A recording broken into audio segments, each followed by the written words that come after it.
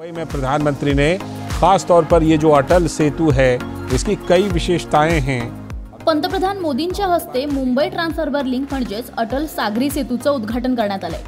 Mumbai Trans Harbour link म्हणजेच अटल सागरी सेतू 21.8 kilometre लांब असून 6 लेनचा हा पूल 16.5 किलोमीटर समुद्रावर तर 5.5 किलोमीटर जमिनीवर आहे। देशातील सर्वात लांब असणाऱ्या या पुलाच्या निर्मितीसाठी 17,840 कोटी रुपयांचा खर्च आलाय।